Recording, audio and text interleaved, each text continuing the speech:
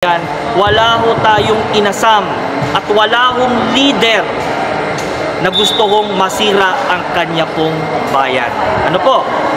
Lalo ho nung dumating ang Tatay Digong, nung dumating ho ang dating Pangulong Duterte, isa lang ho ang binabanggit ho niya sa atin hong mga kababayan.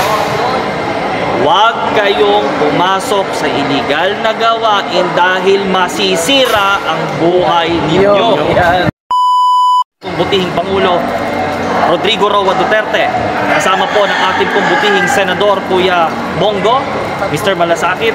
Tayo po ay naparito nga po sa ating pong activity dito po sa Barangay San Dionisio, tulad po nabanggit ng ating pong mga butihin at mga kaibigan din po na naka-broadcast, no? Ating pong mga kapitapitagang mga vloggers natin. Alam nyo kung wala ho sila, hindi ho nalalaman ho ng ating pong mga OFW na minamahal po ng ating pong butihing Pangulong Digong. Ano po, dahil po na-establish ang ating Department of Migrant Workers. Ano po? Siyempre ho, ito po ay suportado ho ng ating butihing Senador Kuya Bongo. Ako po ay sa kaalaman din po ng ating pong mga OFW families na nasa iba't ibang panig po ng mundo, ay dati pong kapanalig ng ating dating Pangulong Duterte. Tayo po ay dating nasa PTV4. Tayo po ay ang dating media ho ng ating Pangulong Duterte, media moderator po ng Malacanang noong time po ng ating Tatay Digong. Tayo po ay naging kaisa ng ating pong Tatay Digong ng PDP Laban sa pagsulong po at pagpapatuloy po ng legasiya ng pagbabago. Ito pong serbisyo po, malasakit sa ating pong mga kababayan. Kaya nung tayo ho ay lumahok po sa Halalan 2025 dito po sa lungsod po ng Parañaque sa Distrito 1 bilang City Councilor aspirant, bilang member at bilang tumatakbo po sa ilalim po ng PDP Laban. Tayo po, sabi nga po natin hindi po, wala po itong pangako. Hindi po tayo mangangako sa ating mga kababayan, kundi tayo po ay nandoon sa serbisyo lamang. Sabi po ng ating Pangulong Duterte, sabi po ng ating Kuya Bongo, Senator Bongo, serbisyo sa tao ang ating pong ipinagkakaloob. Dahil habang nandito po tayo sa mundo, ipagkaloob po natin ang serbisyo sa ating pong mga kababayan. Kaya't nagagalak po tayo dahil naandito po lahat na nagsama-sama po upang magkaloob ng tulong doon sa ating pong mga naapektuhan po ng sunog. Nandiyan naman po lagi si Senator Bongo, hindi lamang po dito sa Parañaque, kundi sa lahat po ng mga OFW na nanonood po sa iba't ibang panig po ng mundo na ngayon po dito po naka-broadcast. Ang inyo pong lingkod, Kuya Julius J.D. Disamboron, wala ho tayong ibang adhikain kundi ituloy ang pagbabago na sinimulan at legasiya ng pagbabago na dating Pangulong Rodrigo Duterte. Palakpakan po natin ang ating Pangulong Duterte. Kaya po, nabanggit po natin, ganyan ganyan tayo, ganyan.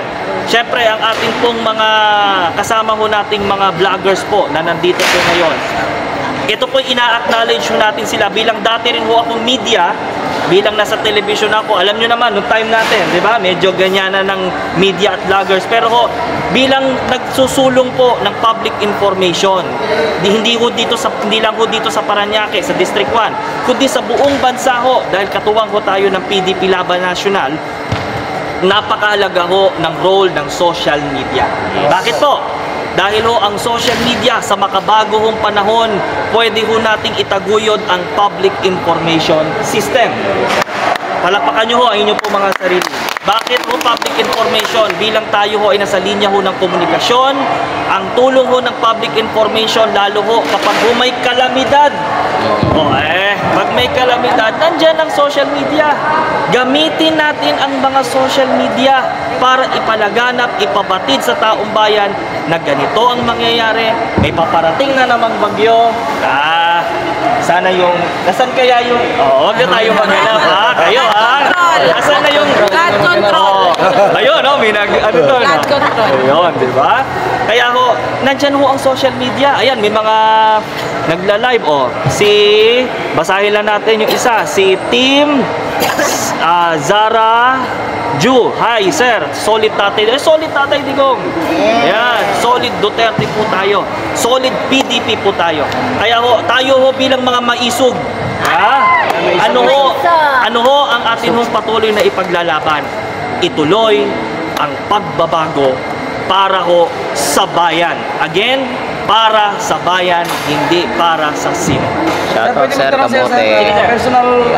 Personal komento niyo po sa Iniwan niyo ako, Sir. nangyayaring hearing ngayon sa Nako.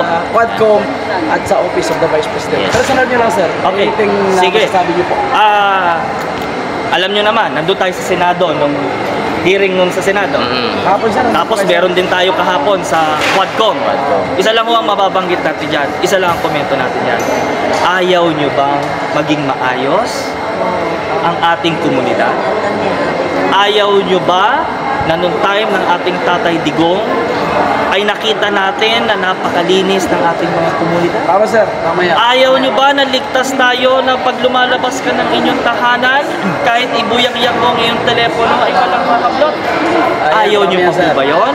Eh tayo naman po dito sa ating mong bayan, wala ho tayong inasam at wala hong leader na gusto kong masira ang kanya pong bayan. Ano po?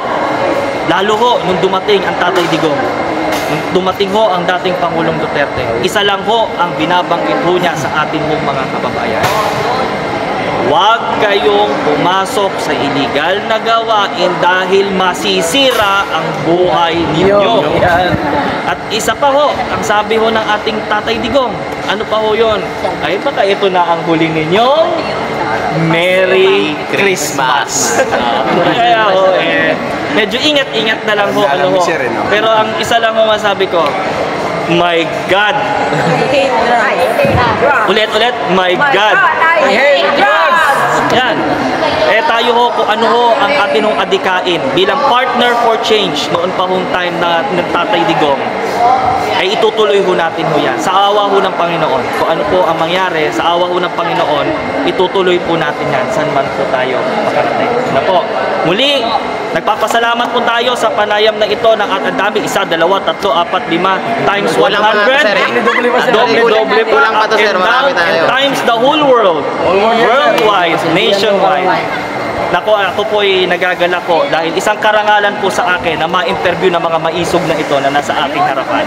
Muli, isang karangalan po, Julius J.D. Disamburon po ng District 1 ng lungsod po ng Parañaque. Kaisa nyo po sa pagbabago, Julius Disamburon para sa bayan. Yan ang sinasabi ko nung reporter pa ho ako ng PTV4 para sa bayan. Maraming salamat. Thank you. Ayun, narinig po natin, mga kababayan po natin ang mga personal. Follow ha, follow lahat. Follow lahat ha. Share, follow. Picture Oh, sa sige, vlogger, sige, sa sige. vlogger. Para i-send natin sa may Ito sa po, grupo ng ito, Maisog. Ayan, pasensya na Ito po, ang aking nakabiyos misis. ka lang.